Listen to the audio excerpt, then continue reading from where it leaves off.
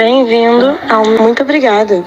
No final do vídeo, o Padre Fábio pede ao Todo-Poderoso que abençoe cada um de vocês. Amém. Deus é bom o tempo todo. Fiquem com Deus. Tem aqui uma questão que eu achei muito interessante, aproveito para responder. Padre Fábio de Melo, sou o Carlos Freitas, sou evangélico, moro em Osasco e gosto muito do seu programa. Sou muito interessado em teologia e outro dia apresentei uma dúvida ao meu pastor e sinto que ele não respondeu-me como deveria. Pergunto a você, Padre, como podemos falar de plenitude da revelação em Jesus? Isso significa que nada mais será revelado por Deus? Isso não retira da gente o direito de descobrir os novos caminhos do sagrado nas culturas? Se puder responder no programa, agradeço muito. Grande abraço, Carlos Freitas. Carlos, a sua pergunta, ela está intimamente associada à dúvida que você tem a respeito do termo plenitude da revelação.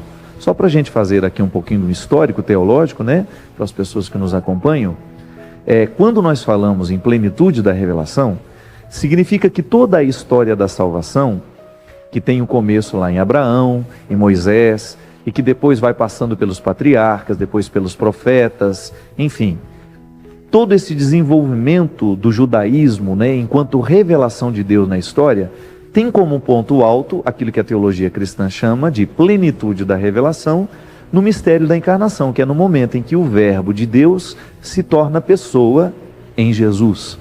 Jesus é a encarnação do Verbo. Quando nós dizemos que a plenitude da revelação aconteceu em Jesus, e que toda a revelação termina com a morte do último apóstolo, daquele que conviveu com Jesus, daquele que viveu o processo histórico de estar com ele, não significa que nós já esgotamos todo o mistério da revelação e que Deus já não tenha mais nada a dizer a nós. Muito pelo contrário. O que nós dizemos é que todo o conteúdo já foi manifestado. Só que nós ainda não chegamos ao pleno conhecimento deste conteúdo. Por isso que a plenitude já aconteceu, mas ela não foi esgotada. É como se você tivesse recebido hoje, Carlos, uma carta com muita informação. Você já leu toda a carta, mas você ainda não conseguiu compreender todo o significado daquela carta. Então, a plenitude da carta já está nas suas mãos. A plenitude do conteúdo da carta já está em suas mãos. Agora você tem um bom tempo pela vida para você poder descobrir aquilo que a carta quer lhe dizer. Esse tempo de interpretação do acontecimento Jesus, nós chamamos de tempo da igreja. A igreja é o estendimento histórico do acontecimento. Então Jesus já nasceu, morreu e ressuscitou. No momento em que nós entramos na dimensão da ressurreição, nós estamos então falando do tempo do Espírito, que o Espírito é que nos dá condições de compreender todo o conteúdo da carta. É o Espírito Santo que vai revelando, minando a estrutura humana, porque nós somos fragilizados pela nossa inteligência, né? A minha inteligência, ao mesmo tempo que ela me ajuda a conhecer a Deus, ela me atrapalha, porque eu sou vítima da minha inteligência.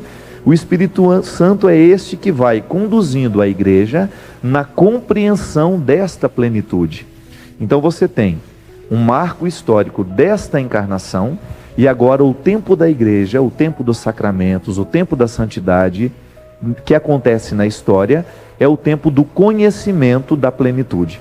Então, por que nós ainda podemos acreditar que o sagrado terá coisas novas a nos dizer? Porque nós ainda não esgotamos a plenitude do que foi dito. Eu já dei esse exemplo aqui.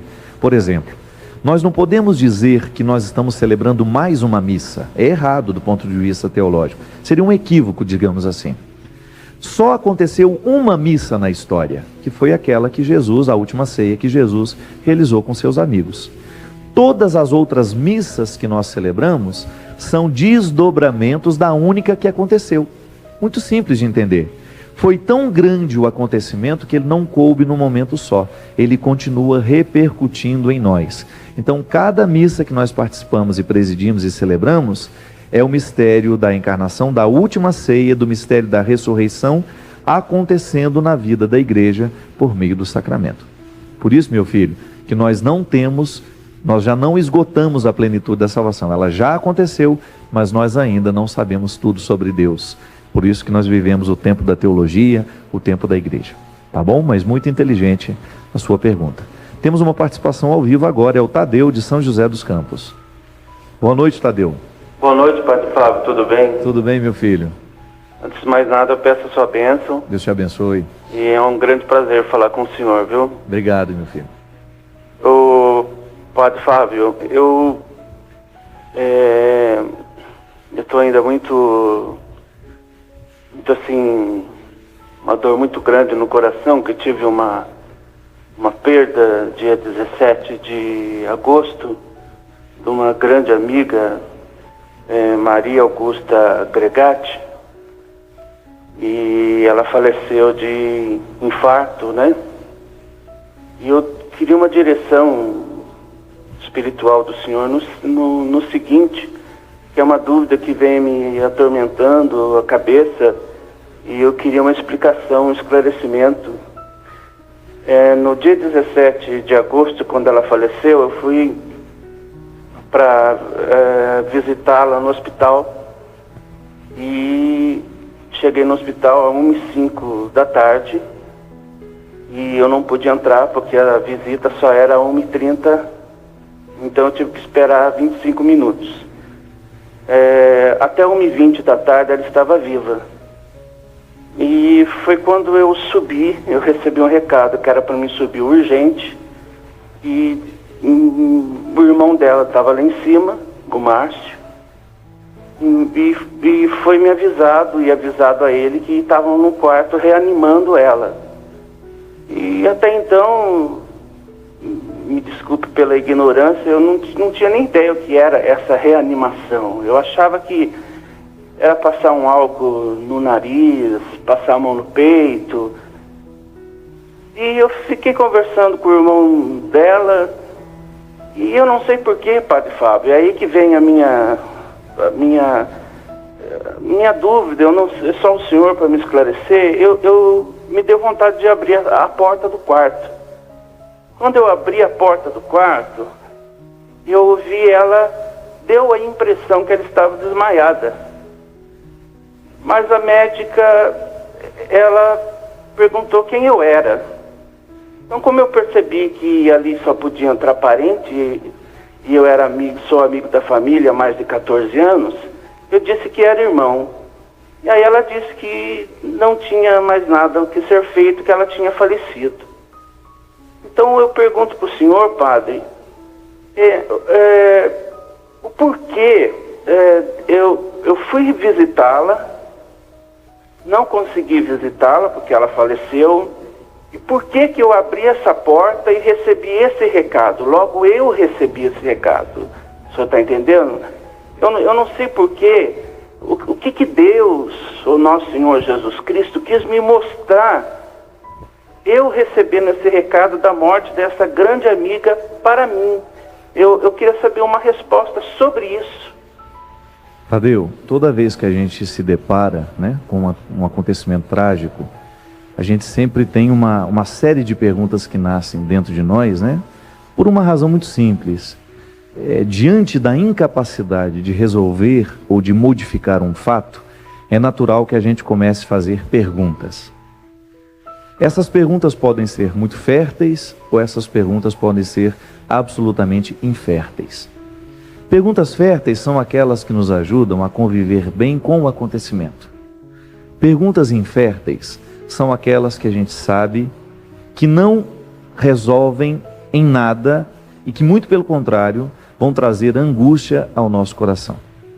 Eu acredito, meu amigo, que toda partida de uma pessoa querida, ela sempre representará para nós um momento de profundo sofrimento, porque nós não aprendemos a viver diferente. Nós não aprendemos a perder. Nós não fomos educados para o processo da perda. Nós fomos educados para o processo da permanência. A gente acaba criando dentro de nós a ilusão de que nós vamos ter das pessoas para o resto da vida. Eu acredito, meu querido, que neste momento, não importa você receber a resposta, por que você abriu essa porta primeiro, por que você foi o primeiro a receber a notícia, o porquê de tudo ter se dado daquela forma. Eu acho que o que você precisa agora é acalentar dentro do seu coração a notícia de que sua amiga morreu. E de que a partir de agora você precisa começar a reconstruir o seu mundo sem ela. A gente percebe na sua voz que há muito sofrimento, um pouco de indignação mesmo com o próprio fato. E essa pergunta que você se faz, ela não modifica nada a situação. Talvez você precisaria apenas chegar à conclusão de que, sendo o primeiro a saber, você também precisa ser o primeiro a viver o processo da cura, né? Você foi aquele que primeiro recebeu a notícia trágica. Portanto, é o primeiro também a começar a reconstruir dentro de você essa informação que é tão dolorosa. Eu costumo dizer, meu filho, que ninguém morre de uma vez dentro de nós. Eu me recordo que quando eu recebi a notícia da morte da minha irmã, eu passei por um processo assim extremamente doloroso, de quase durante um ano ter que acordar em alguns momentos da madrugada, e eu não pensava em outra coisa. Eu não tinha outra notícia para me dar, senão esta: Fábio, Heloísa está morta. E eu, com aquele momento de dor, com aquele momento de aprendizado, foram muitas as perguntas inférteis que também surgiram dentro do meu coração. Por que morreu? Por que o acidente aconteceu? Por que isso? Por que aquilo? Por que eu não falei com ela um dia antes? Enfim, uma série de situações que não podem serem modificadas mais. E eu comecei a me fazer uma série de perguntas férteis que então começaram a me ajudar a organizar o luto dentro de mim. Freud, em uma das suas perspectivas, ele fala que todo o processo de morte tem que gerar a organização do luto. Isso é, começamos a organizar o nosso coração sem aquela pessoa dentro de nós. E quais são as perguntas férteis que nós podemos fazer neste momento? O que dela eu posso ressurgir em mim? O que para ela era precioso que hoje eu posso honrar? Já que ela não tem mais condições de estar aqui, o que para ela era precioso que eu agora vou ajudar a cuidar? Um dos jeitos mais bonitos que a gente tem de chorar a morte do outro é a gente cuidando daquilo que ele deixou. Nós tivemos aí, por exemplo, tantas fatalidades ao longo deste ano. Quantas vezes nós nos reunimos para chorar a morte de um amigo e depois a gente vai embora e a gente nem volta para saber se aquela família está precisando de nós. Esse choro é infértil, esse choro não adianta nada. Um jeito bonito que a gente tem de amar os nossos amigos depois da morte é a gente continuar fiel àquilo que ele amava. De vez em quando, por exemplo, perdemos um amigo nosso, de vez em quando dá uma ligada para a família, está precisando da gente? Será que nós podemos fazer alguma coisa? Será que eu posso fazer por ele aquilo que eu sei que ele faria se estivesse aqui? Tadeu, isso sim é cristianismo. É a gente começar a descobrir que nós podemos fazer essa vida ser mais bonita, mesmo quando tudo é trágico ao nosso redor. Um jeito bonito que a gente tem de continuar amando os nossos amigos é nós cuidando daquilo que eles cuidariam se estivessem aqui. Aí você faz, de fato, justiça à morte daquele que se foi. Não se preocupe com essa pergunta, não fique se questionando, se inquietando, por que foi você o primeiro a abrir a porta. Você estava ali, abriu a porta e foi o primeiro a saber da notícia da morte dela. Pois então, meu amigo, seja primeiro em tudo agora. Seja o primeiro a organizar o seu coração, seja o primeiro a buscar, a fazer tudo aquilo que para ela era importante, seja o primeiro a honrar a vida desta pessoa que já não está mais entre vocês. Seja o primeiro a amar aqueles que ela amava, a cuidar daquilo que ela cuidava. Esse é um jeito bonito que você terá de responder a sua pergunta para você mesmo. Tá bom? Que Deus te abençoe, continue lutando aí por essa recuperação e pode contar com a oração de todos nós aqui do programa Direção Espiritual. Padre Fábio, tenho uma dor muito difícil de ser enfrentada. Sou portador do vírus da AIDS e não tive coragem de contar a ninguém. Recebi o resultado há mais de 6 meses. Estou pensando em me matar, pois não quero enfrentar o sofrimento que certamente virá pela frente. Meu filho, primeira coisa, precisamos deixar de ver um resultado de HIV positivo como sentença de morte.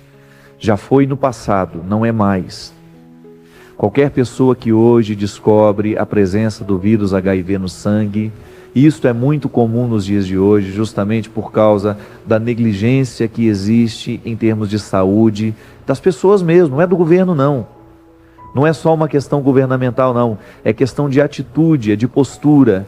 Nós já falamos aqui do problema da hepatite C, nós já falamos do problema da hepatite B, nós já falamos aqui do vírus da AIDS, das doenças sexualmente transmitidas. É uma questão de saúde e de mudança de atitude.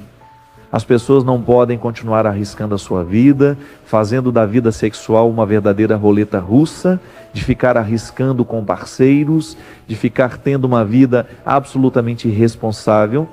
São muitas as formas de contágio, a gente sabe disso. Mas se você já está consciente da presença desse vírus no seu sangue, isto não representa uma sequência de morte, uma sentença de morte, não. Hoje é possível, tenho lá o meu amigo em Petrópolis, Dr. Antônio Luiz, um dos maiores infectologistas do Rio de Janeiro, um grande homem, um grande médico. Eu aprendi muito com ele no tempo da minha doença, porque minha doença é infecto-contagiosa também. Você pode contaminar em diversas situações, já falei. Fazendo unha você pode contaminar-se com hepatite B. Beijando na boca você pode contaminar-se com o vírus da hepatite B. Basta que você tenha um paciente crônico.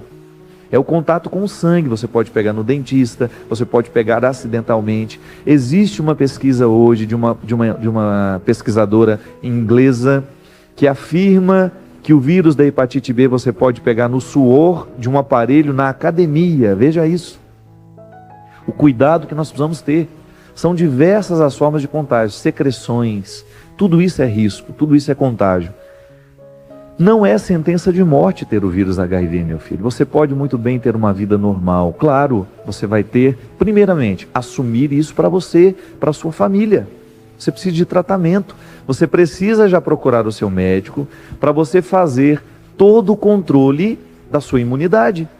Porque o que é a AIDS? A AIDS é um problema, é um vírus que vai atacar o seu sistema imunológico. Ninguém morre de AIDS. Você morre das consequências das doenças que vão acontecendo em você pela baixa da imunidade. Todos nós temos baixa de imunidade. Pode observar, gente que trabalha com esse monte de viagens, com esse monte de cada dia comendo uma comida, cada dia dormindo tarde, acordando cedo. Quais são as reações que nós temos? Estoura ferida na boca, não é assim? Fica uns dias sem dormir, sem comer direito, você vai ver. Estoura ferida na sua boca, estoura ferida dentro do seu nariz. É a famosa herpes. A herpes é um vírus oportunista que está dentro daquele que já se contaminou e que vai aparecer sempre que o seu sistema imunológico estiver baixo. A AIDS é isso, meu filho. É um controle especial que você vai ter que ter da sua imunidade, com toda uma medicação específica para você. Mas você vê aí grandes atletas que tiveram coragem de assumir que são portadores do vírus HIV e por causa de uma vida saudável não chega nem a desenvolver a doença.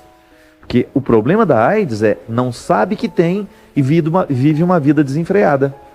Não dorme direito, não come direito, não pratica um esporte, vive irregular, toma droga. Tudo isso vai fragilizando, bebe. Tudo isso fragiliza o sistema imunológico. Se a pessoa tem a consciência de que ela tem o vírus, ela vai viver o mais saudável possível para que ela não tenha baixa de imunidade. Tá bom, meu filho? Não se preocupe com isso, somente tenha a coragem de assumir isso para você, para sua família, para que você tenha um tratamento adequado, para que você não seja vítima dessa doença e que você também não passe esse vírus a outras pessoas. Tenho aqui um e-mail também que eu achei muito bonito, muito bonito. Padre Fábio, ao assistir a reportagem sobre o crescimento significativo do número de casos da doença de Chagas no Norte e no Nordeste, me lembrei de você, que vai sempre a essas regiões, e de um sobrinho que mora em Maceió. Esse é um problema sério também, né? Se você não sabe, qualquer forma de fruto do açaí, seja um bombom, seja um sorvete, seja esse açaí que a gente está acostumado, está havendo um problema muito sério do Norte e no Nordeste, que é o problema do barbeiro, que é o transmissor da doença de Chagas, que é moído no meio do açaí. Então muita gente está se contaminando com essa doença também, por causa disso. Então a Maria do Carmo, lá de Belo Horizonte, me mandou esse e-mail tão bonito, me lembrando disso, né? E eu acabo lembrando todas as pessoas que assistem o programa. E ela fala assim: Padre Fábio, ao final do e-mail dela, me lembrei de um evangelizador americano falando sobre nossa responsabilidade como cristãos. De cada 5 pessoas, uma lerá a Bíblia, 4 lerão a nossa vida. A leitura da vida da Cristina, que foi o testemunho que foi dado aqui, mudou tudo dentro de mim. É a palavra de São Francisco viva, vivida. Pregue o Evangelho o tempo todo e, se necessário, use as palavras. Muito lindo isso. A caminhada é muito mais longa, é muito mais árdua. Eu me senti pequena. Ser cristão o tempo todo e em tudo não é fácil. Há tanta coisa, tanta gente a nos influenciar, tantas pressões, tanta fragilidade. É difícil lutar contra uma avalanche. Às vezes resisto, às vezes cedo. Mas não desisto. E sei que Ele não desistirá de mim. É isso mesmo, minha filha. Não desistirá mesmo. E você? Muita gente pode estar olhando para a sua vida e precisando descobrir Jesus através de você. Que ao longo dessa semana nós tenhamos a graça de viver o anúncio do Evangelho, não por meio daquilo que a gente fala, mas por meio da nossa vida. Que as pessoas, ao olharem para nós, possam descobrir que nós somos seguidores de Jesus. Derrame o Deus Todo-Poderoso sobre a sua vida, sobre o seu coração, a sua bênção. Ele que é Pai, Filho e Espírito Santo. Amém. Que o verso tem reverso, que o direito tem o avesso, que o de graça tem seu preço, que a vida tem contrários,